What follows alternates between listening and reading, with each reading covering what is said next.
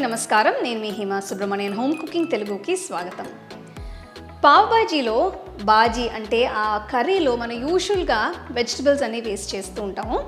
ఇవాళ నేను కొంచెం కొత్తగా పన్నీర్ వేసి చూపించబోతున్నాను. పన్నీర్ వేస్తున్నాం కాబట్టి టేస్ట్ కూడా కొంచెం డిఫరెంట్గా ఉంటుంది. సో రండి ఈ పన్నీర్ పావ్ బాజీ ఎలా చేయాలో చూద్దాం.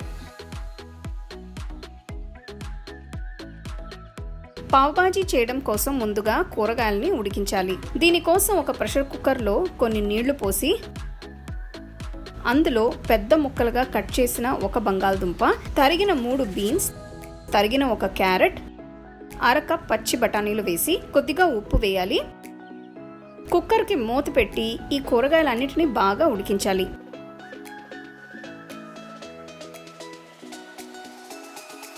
ఇలా ఉడికిన కూరగాయలని పక్కన పెడుతున్నాను.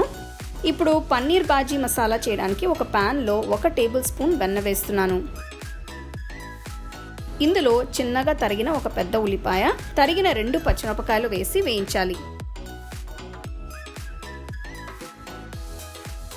ఉల్లిపాయలు రంగు మారిన తర్వాత 1/2 టీ స్పూన్ అల్లం వెల్లుల్లి పేస్ట్ని వేస్తున్నాను.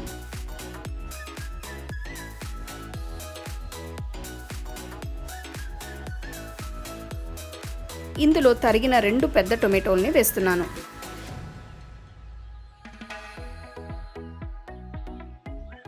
ఇదంతా ఒకసారి కలిపిన తర్వాత 1 టీ స్పూన్ ఉప్పు, పావు టీ స్పూన్ పసుపు, 1 టీ స్పూన్ కాశ్మీరీ ఎండుకారం, 4 టీ స్పూన్ల పావ్ బాజీ మసాలా పొడి వేస్తున్నాను.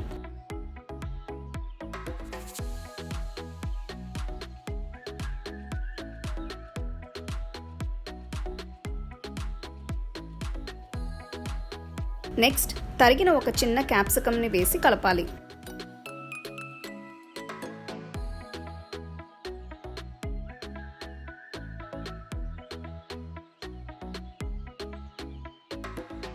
ఆ తర్వాత ముందుగా ఉడికించిన కూరగాయలన్నిటినీ వేసి బాగా కలపాలి.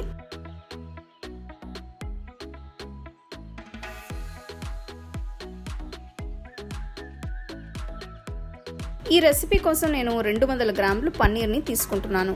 నేను దీన్ని చిన్న ముక్కలుగా కట్ చేశాను. ఇప్పుడు సగమే అంటే 100 గ్రాములు మాత్రమే వేసి మిగిలింది తర్వాత యూస్ చేస్తాను. ఇదంతా కూడా ఒక్కసారి బాగా కలుపుకోవాలి. ఈ ప్యాన్కి ఒక మూత పెట్టి పొయ్యిని మీడియం ఫ్లేమ్లో ఉంచి కూరని కనీసం ఒక 10 నిమిషాలు ఉడికించాలి. 10 నిమిషాల తర్వాత చూస్తే మీకు కూర దగ్గర పడి కనిపిస్తుంది. ఇప్పుడు దీన్ని మొత్తం మ్యాష్ చేయాలి.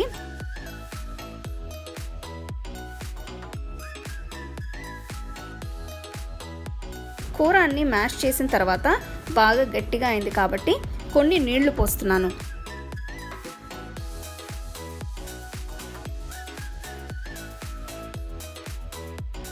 మసాలా మొత్తం బాగా దగ్గర పడింది కాబట్టి నేను మిగిలిన పన్నీర్ ముక్కల్ని వేస్తున్నాను.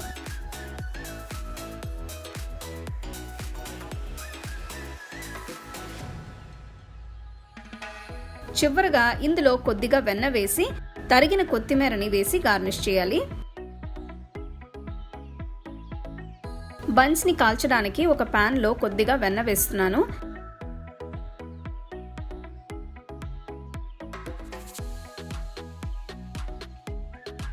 దీని మీద పావ్ బన్స్ని పెట్టి 2 వైపులా చక్కగా టోస్ట్ చేయాలి.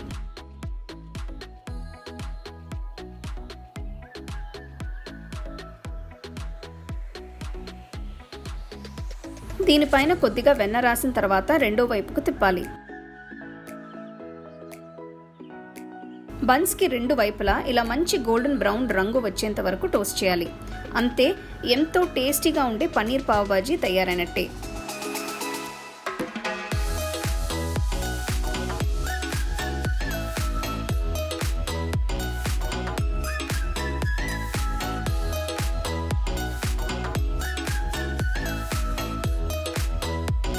ఈ పావ్ బన్స్ని చక్కగా బటర్లో రోస్ట్ చేసి ఈ పన్నీర్ బాజీతో తింటే చాలా టేస్టీగా ఉంటుంది. సో పన్నీర్ బాగా ఫ్రెష్గా ఉండేట్టు చూసుకోండి. అప్పుడే బాగా సాఫ్ట్గాను రుచిగాను కూడా ఉంటుంది. సో తప్పకుండా ఈ రెసిపీని మీరు ట్రై చేసి ఎలా ఉందో నాకు చెప్పండి.